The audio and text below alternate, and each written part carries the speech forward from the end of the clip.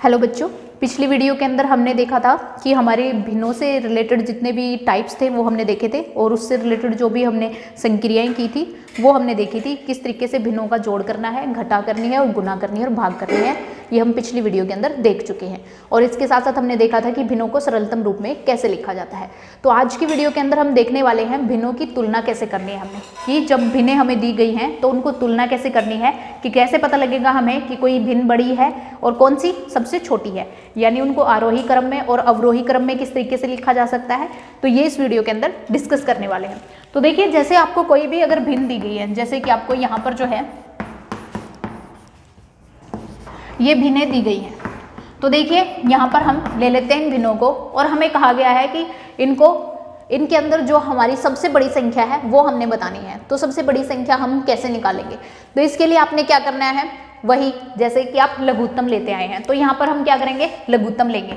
तो नीचे वाली जितनी भी संख्याएं हैं 2, 3, 4 और 5, इनका लघुत्तम निकालिए। 2, 3, 4 और 5 लघुत्तम निकालेंगे। 2 एकम 2, 3, 2 दूनी 4 और 5, दोबारा से 2 पे जाएगा, 3, 1 और 5, 3 पे 1, 1, 1 और 5, आगे 5 पे जाएगा, 1, 1 और 1, 2 दूनी 4, 4 3 12, 12 पंजे 60। तो लघुत्तम कितना है? 60।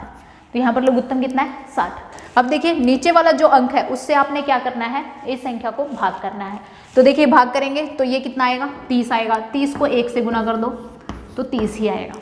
आगे देखिए फिर 60 को हमने 3 से भाग करना है। 60 को जब 3 से भाग करेंगे तो कितना आएगा? 20 आएगा। 20 को 2 से गुना कर दो, 40। ठीक है, उसके बाद देखिए यहाँ पर 60 को 4 से भाग करेंगे, 15 चौके 60, 15 आएगा। 15 को 3 से गुना कर दो, 15 3 45। दोबारा से इसको करेंगे भाग 60 को 5 से, तो 12 आएगा। 12 को 4 से गुना कर दो, 12 चौके 48। तो देखिए इसमें से कौन सी संख्या सबसे बड़ी है, हमें क्या निकालनी है, कौन सी संख्या सबसे बड़ी है। तो देखिए इसमें जो है सबसे बड़ी संख्या ये है 48। अगर सबसे बड़ी संख्या ये है तो इसके अंदर जो सबसे बड़ी भिन्न हो जाएगी वो 4/5 हो जाएगी। यानी आपको 4 ऑप्शन दिए गए हैं, इनमें से कौन सी भिन्न सबसे बड़ी है, और आपको पहला ऑप्शन दिया 1/2, दूसरा है 2/3, 3/4 और 4/5। तो आपका करेक्ट आंसर क्या होगा? ये होगा।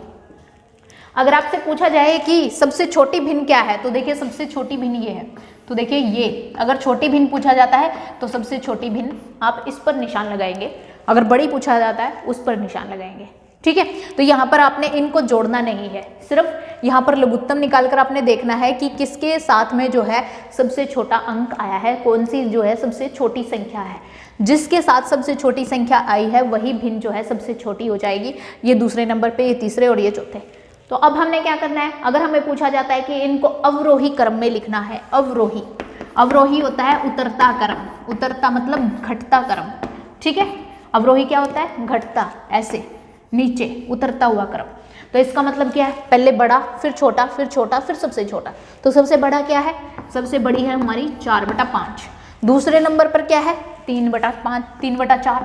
और तीसरे नंबर पर कितनी है? 2/3। और चौथे नंबर पर कितनी है? 1/2। तो देखिए अगर अवरोही क्रम लिखा जाता है तो ऐसे। ठीक है, अगर आपको क्वेश्चन में आ जाता है कि आपने आरोही क्रम लिखना है, आरोही क्रम है मतलब चढ़ता क्रम, यानी आप इस तरीके से ऊपर की तरफ जा रहे हैं, तो इसका मतलब क्या हो गया? पहले सबसे छोटी, तो सबसे छोटी क्या है? ये है सबसे छोटी। उसके बाद उससे बड़ी 2/3, उससे बड़ी है 3/4 और उससे भी बड़ी है 4/5। तो इस तरीके से आप इनका आरोही अवरोही क्रम लिखेंगे। ठीक है, तो ये जो है हमने इस तरीके से इनकी तुलना करनी है और यहाँ पर इस तरीके से हमने आरोही क्रम लिखना है। आगे देखिए, अगर आपको दो संख्याएं आ जाती हैं, दो भिन्नें आपको दी जाती हैं, दो भिन्न आपको दी जाती हैं, जैसे आपको एक भिन्न दे दी जाती है ये संख्या आपको दी गई है और दूसरी भिन्न आपको दे दी जाती है ये। तो इनमें से बताना है कि कौन सी संख्या छोटी है और कौन सी बड़ी है। इनमें से पूछा जा सकता है कि इनमें से बताना आपको कौन सी भिन्न जो है वो बड़ी है और कौन सी भिन्न जो है वो छोटी है। ठीक है, तो ऐसी अगर सिर्फ आपको दो ही भिन्न दी गई हैं तो ऐसे में क्या करोगे, आप आर पार गुना करोगे इनकी। क्या करोगे? आर पार गुना, यानी यहाँ पर आप वज्र गुणन विधि का प्रयोग करोगे। वज्र गुणन, जो वज्र गुणन विधि है उसका प्रयोग करोगे, इसको वज्र गुणन विधि बोला जाता है। यानी जब आप आर पार गुना करते हो, यहाँ पर ऊपर वाले अंक की नीचे से गुना और इसकी इससे गुना, तो वो जो है वज्र गुणन विधि कहलाता है। तो इसकी गुना करो, ये कितना हो जाएगा? 50, 10 पंजे 50 होता है। इसकी गुना करो 7 63। तो देखिए इनमें से जो है बड़ी संख्या कौन सी है, 50 और 63 में से बड़ी संख्या ये है, तो इसका मतलब बड़ी भिन्न जो है ये हो जाएगी और छोटी भिन्न ये होगी।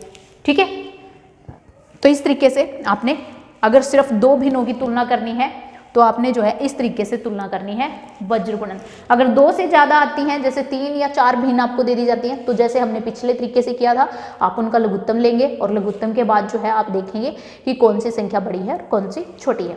तो इस तरीके से हम जो है यहाँ पर ये क्वेश्चन जो है वो भिन्नों की तुलना से संबंधित क्वेश्चन जो है इस तरीके से करेंगे।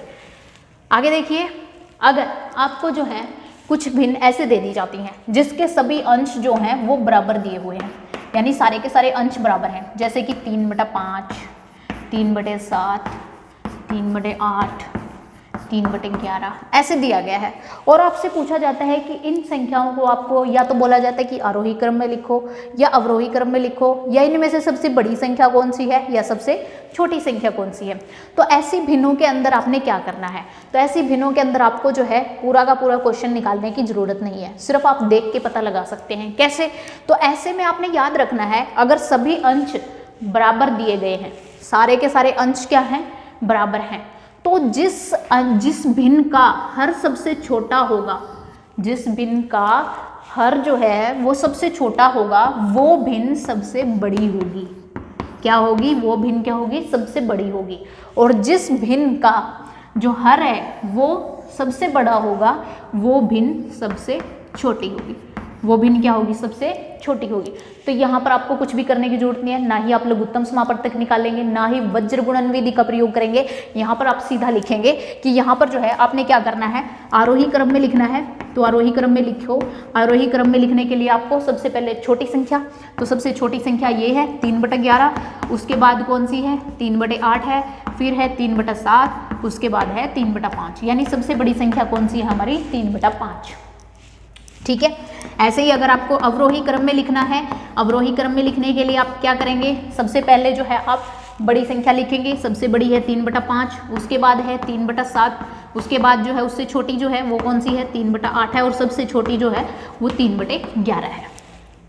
तो इस तरीके से आप जो है ये वाले क्वेश्चन करेंगे, यानी यहाँ पर आपको कोई भी कैलकुलेशन करने की ज़रूरत नहीं है। अगर आपको पता है कि सभी के अंश बराबर हैं तो आपने कुछ नहीं करना, सिर्फ उसका हर चेक करना है कि हर देखिए सबसे छोटा किसका है, जिसका सबसे छोटा हर है वो संख्या बड़ी है। ठीक है, यहाँ पर ऊपर चाहे आपको कुछ भी दे दिया जाए, यहाँ पर आपको 11/11 भी दिया जा सकता है, ऐसे भी लिखा जा सकता है, तो भी आपने यही चीज़ चेक करनी है। ठीक है, कितनी भी बड़ी संख्या आपको दे दी जाए तो आपने उससे घबराना नहीं है, सिर्फ देखना है कि उसका हर जो है सबसे छोटा किसका है, वही संख्या सबसे बड़ी होगी।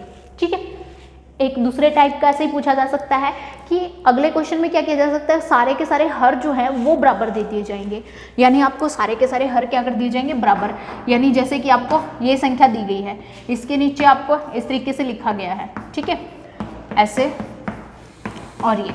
ठीक है, तो यहाँ पर आपने निकालना है कि कौन सी संख्या सबसे छोटी है और कौन सी संख्या सबसे बड़ी है, उसको आरोही अवरोही क्रम में लिखना है।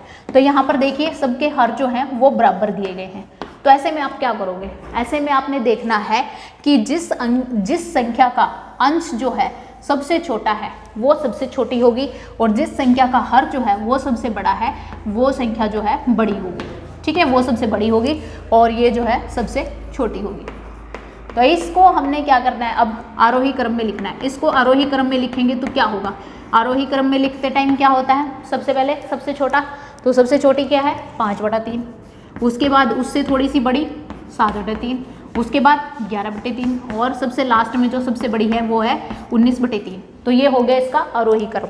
आगे देखिए अवरोही, अवरोही क्रम में लिखना है तो क्या करना होगा, अवरोही क्रम में लिखेंगे तो पहले सबसे बड़ी संख्या लिखेंगे, तो पहले सबसे बड़ी संख्या जो है 19/3 है, फिर उससे छोटी है 11/3, फिर 7/3, फिर 5/3। ठीक है, तो इस तरीके से जो आपने इनको संख्याओं को अवरोही क्रम में लिखना है। ठीक है, तो यहाँ पर जो है छोटी संख्या होगी और ये बड़ी संख्या होगी, और ये आपका आरोही क्रम अवरोही क्रम है। तो इस तरीके से आपने इन क्वेश्चन को सॉल्व करना है। तो देखिए अब देखने वाले हम कि हमने जो हमने भिन्नों के प्रकार किए थे, तो उसमें अनुचित भिन्न को हमने किस तरीके से मिश्र भिन्न के अंदर बदलना है। यानी हम क्या करेंगे यहाँ पर, जो हमने अनुचित भिन्न देखा था कि अनुचित भिन्न जो है वो क्या होती हैं, तो इनको हमने क्या करना है, मिश्र भिन्न के अंदर बदलना है। तो वो कैसे करेंगे मिश्र भिन्न के अंदर, तो देखिए सबसे पहले अनुचित भिन्न क्या थी, जिसका अंश बड़ा था। तो देखिए अंश जो है, जैसे ये संख्या दी गई है, इसका अंश बड़ा है हर से, तो ये संख्या हमारी क्या है, अनुचित भिन्न है, और इसको हमने क्या करना है, मिश्र भिन्न के अंदर बदलना है।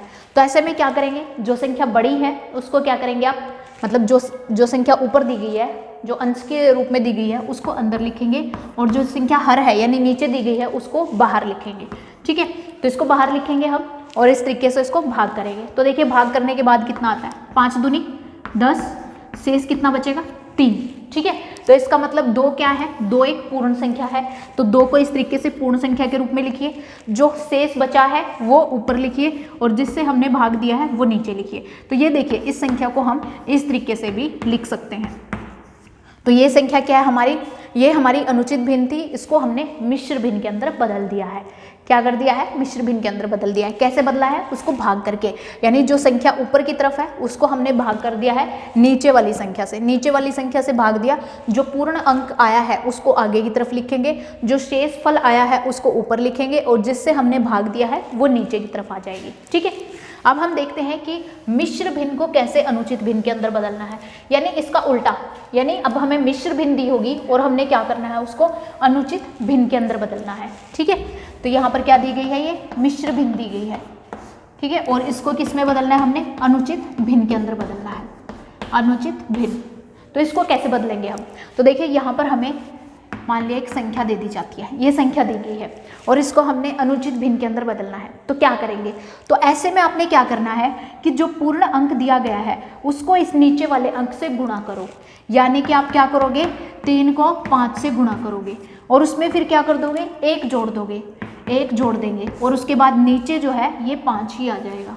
यानी 3 को 5 से गुणा करो, 3 पंजे 15, 15 में 1 जोड़ दो 16, 16/5। तो ये हमारी क्या आ जाएगी, ये हमारी अनुचित भिन्न आ जाएगी। ठीक है, ऐसे ही हमें मान लिया दूसरा एग्जाम्पल दे दिया जाता है, ये दिया गया है हमें दूसरा एग्जाम्पल, और हमें बोला गया है कि इसको हमने अनुचित भिन्न के अंदर बदलना है।